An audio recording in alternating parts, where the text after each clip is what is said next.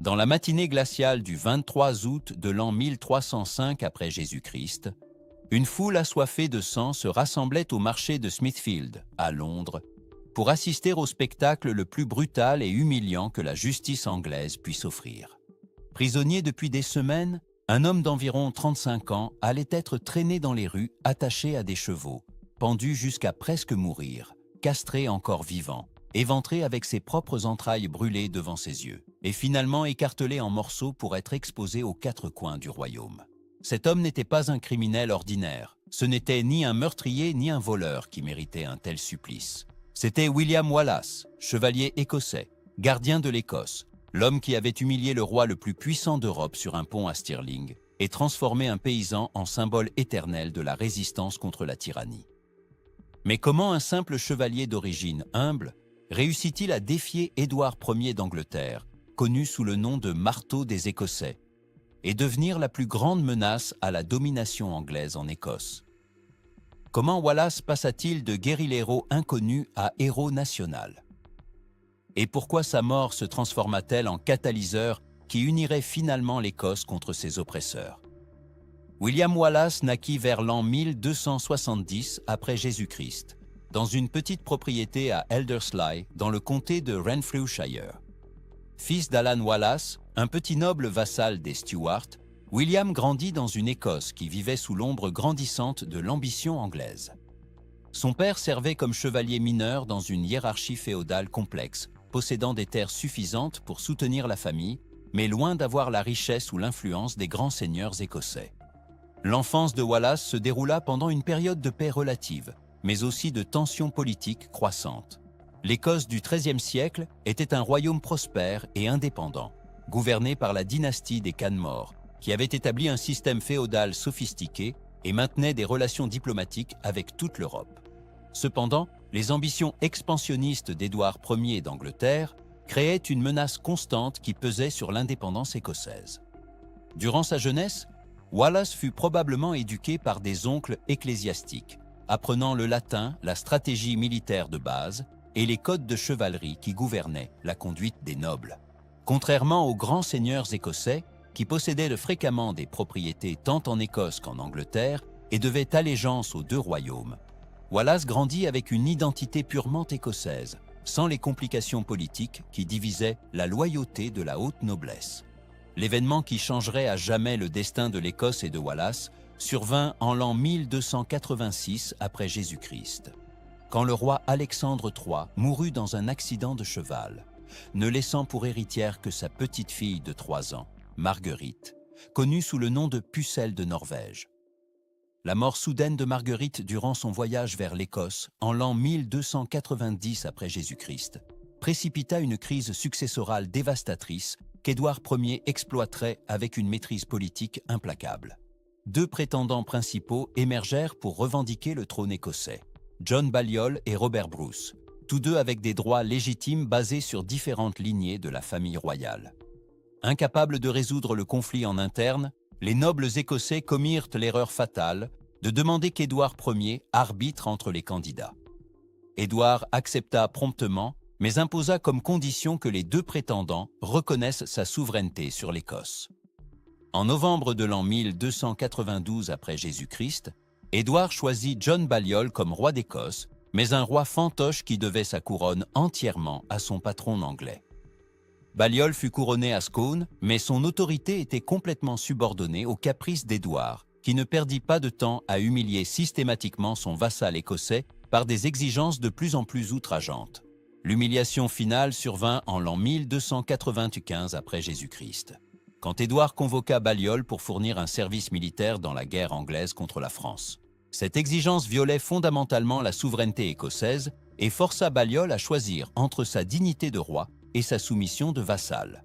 Pressé par la noblesse écossaise, qui perçut finalement l'étendue de leur subordination, Balliol renonça à son hommage à Édouard et signa une alliance avec la France contre l'Angleterre. La réponse d'Édouard fut d'une rapidité et d'une brutalité dévastatrices. Au printemps de l'an 1296 après Jésus-Christ, il envahit l'Écosse avec une armée de 50 000 hommes, une force militaire sans précédent dans l'histoire des relations anglo-écossaises. La première ville à affronter la furie anglaise fut Berwick-upon-Tweed, le port le plus prospère d'Écosse et centre du commerce international écossais. Le massacre de Berwick devint un symbole de la brutalité anglaise qui entrait la mémoire écossaise pendant des générations. Édouard ordonna que la ville soit pillée sans pitié, résultant en la mort d'environ 8000 civils, incluant femmes, enfants et vieillards, qui ne représentaient aucune menace militaire. Les chroniqueurs contemporains décrivirent des rues littéralement ruisselantes de sang et des corps empilés comme du bois de chauffage sur les places publiques. Après le massacre de Berwick, la résistance écossaise organisée s'effondra rapidement. Balliol fut capturé et humilié publiquement dans une cérémonie où Édouard retira personnellement les symboles royaux de son corps, lui valant le surnom péjoratif de Toum Tabard ou Code vide. La pierre du destin, symbole sacré de la royauté écossaise utilisée dans les couronnements depuis des siècles, fut volée et emmenée à l'abbaye de Westminster comme trophée de conquête. Édouard nomma John de Warenne, comte de Surrey, comme gardien de l'Écosse, établissant un régime d'occupation qui traitait l'Écosse non comme un royaume conquis, mais comme une province rebelle qui devait être pacifiée par la terreur. Des garnisons anglaises furent établies dans les principaux châteaux écossais, et une administration coloniale fut imposée pour extraire des ressources et taxer la population conquise. Ce fut dans ce contexte d'occupation brutale et d'humiliation nationale que William Wallace émergea comme figure de résistance. L'événement spécifique qui précipita son entrée dans la rébellion demeure historiquement obscur, mais les traditions postérieures suggèrent qu'il impliqua la mort de son père, possiblement exécuté par les autorités anglaises, ou quelques outrages personnels commis par des officiers de l'occupation. Ce que nous savons avec certitude, c'est qu'en l'an 1297 après Jésus-Christ, Wallace initia une campagne de guérilla contre les forces anglaises dans le Renfrewshire. Contrairement aux grands nobles, qui combattaient avec des armées féodales organisées, Wallace employait des tactiques de résistance populaire, attaquant des garnisons isolées, tendant des embuscades aux patrouilles anglaises et inspirant la population rurale à se joindre à sa cause. La stratégie de Wallace était révolutionnaire pour son époque. Au lieu de dépendre de la noblesse traditionnelle, dont beaucoup avaient de collaborer avec les Anglais pour préserver leurs propriétés, il fit appel directement aux paysans, artisans et petits propriétaires qui formaient la majorité de la population écossaise. Son message était simple mais puissant. L'Écosse appartenait aux Écossais et aucun roi étranger n'avait le droit de régner sur eux. Durant les premiers mois de l'an 1297 après Jésus-Christ, les victoires de Wallace furent petites mais symboliquement importantes. Il captura le château de Lanark, tua William Heselrigg, le shérif anglais responsable de l'administration locale, et libéra des prisonniers écossais détenus en captivité. Chaque succès attirait plus de volontaires à sa cause, créant un effet de cascade qui se répandit rapidement à travers toute l'Écosse méridionale. Le moment définitif dans la carrière de Wallace arriva quand il s'unit à Andrew Moray, un autre leader rebelle qui menait une résistance parallèle dans le nord de l'Écosse. Moray était de naissance noble, fils d'un important seigneur féodal, mais partageait avec Wallace la détermination d'expulser les Anglais. L'alliance entre ces deux hommes créa une force unifiée, capable de défier le pouvoir anglais à l'échelle nationale. En septembre de l'an 1297 après Jésus-Christ, Wallace et Moray concentrèrent leurs forces près de Stirling, où une armée anglaise commandée par John de Warenne se préparait à écraser la rébellion une fois pour toutes.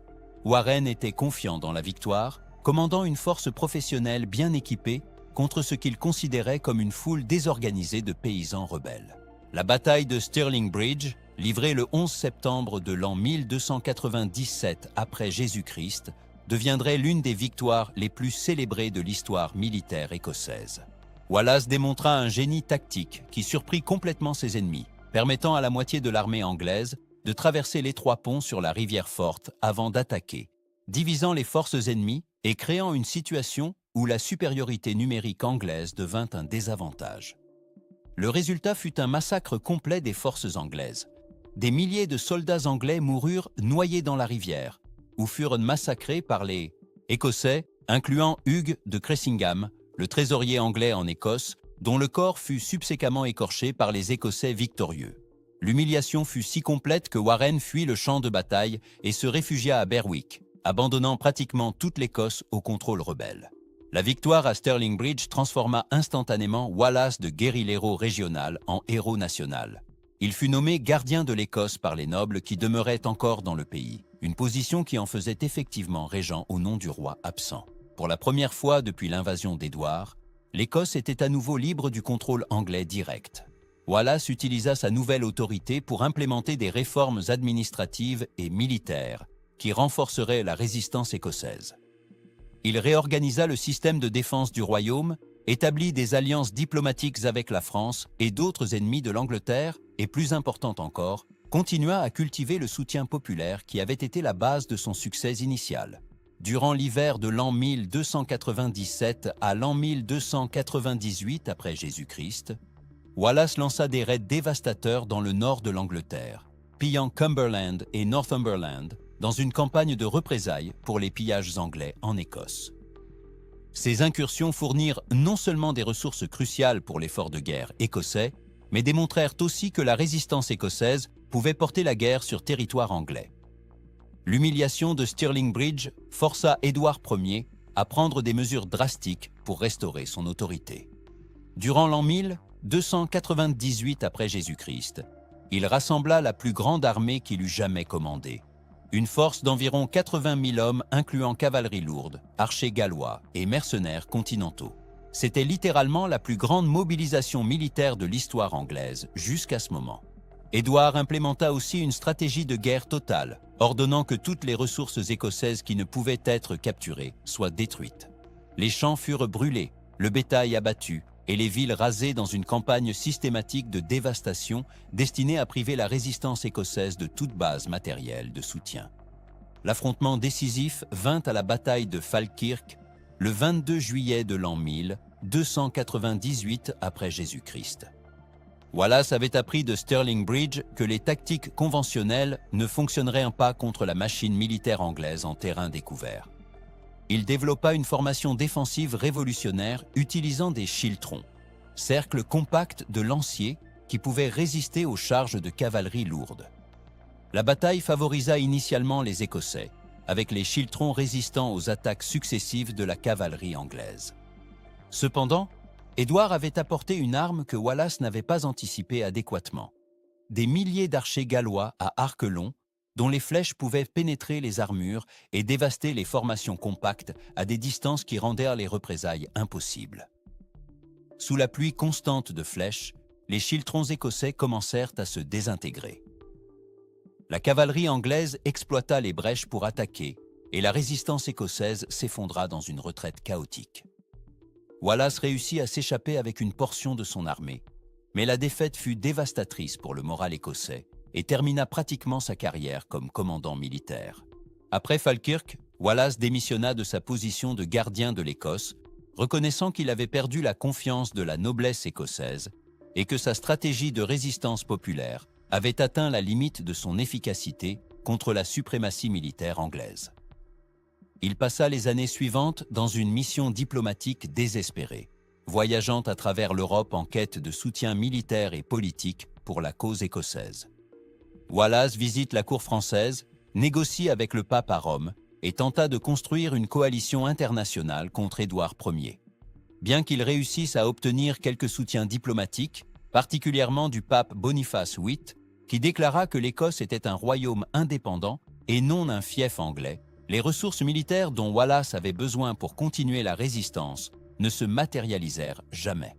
Durant les années de 1299 à 1304 après Jésus-Christ, Wallace demeura un fugitif, constamment pourchassé par des agents anglais qui offraient d'énormes récompenses pour sa capture.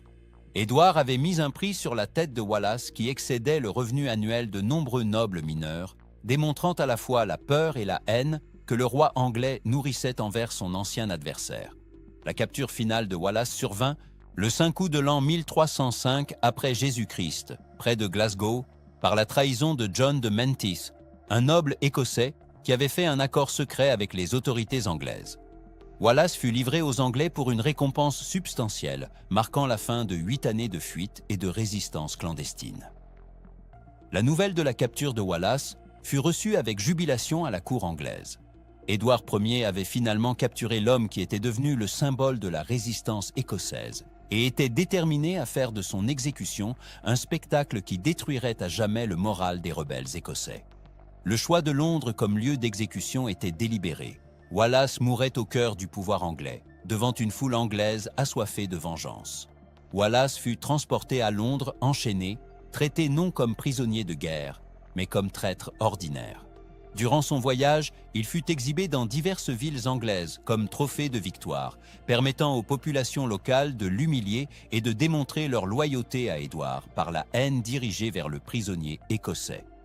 Le procès de Wallace fut une farce judiciaire soigneusement orchestrée. Il fut accusé de trahison contre Édouard Ier, une accusation techniquement absurde puisque Wallace n'avait jamais juré allégeance au roi anglais. Quand l'accusé répondit qu'il ne pouvait être traître à un roi qu'il n'avait jamais reconnu comme souverain, sa défense fut ignorée par les juges anglais. Dans la matinée du 23 août de l'an 1305 après Jésus-Christ, Wallace fut traîné dans les rues de Londres, attaché derrière des chevaux, le premier stade du châtiment prescrit pour trahison. La foule qui bordait les rues criait des insultes et jetait des ordures sur le prisonnier, mais des témoins rapportèrent que Wallace maintint sa dignité même dans cette humiliation extrême. Au marché de Smithfield, Wallace fut hissé sur une potence, mais seulement jusqu'au point de quasi-strangulation. L'intention était de le maintenir conscient pour les horreurs qui suivraient. Encore vivant, il fut castré et éventré, avec ses entrailles brûlées devant ses yeux. Ce ne fut qu'après cette torture prolongée qu'il fut finalement décapité et son corps écartelé en 4 parties. La tête de Wallace fut placée sur une pique et exposée sur le pont de Londres, tandis que ses membres furent envoyés à Newcastle, Berwick, Perth et Stirling. Un message macabre pour tout Écossais, qui pourrait considérer résister au pouvoir anglais. Édouard croyait que cette démonstration brutale de pouvoir briserait finalement l'esprit de résistance écossaise. Cependant, l'effet fut exactement l'opposé de celui escompté. L'exécution barbare de Wallace le transforma de héros militaire vaincu en martyr national immortel.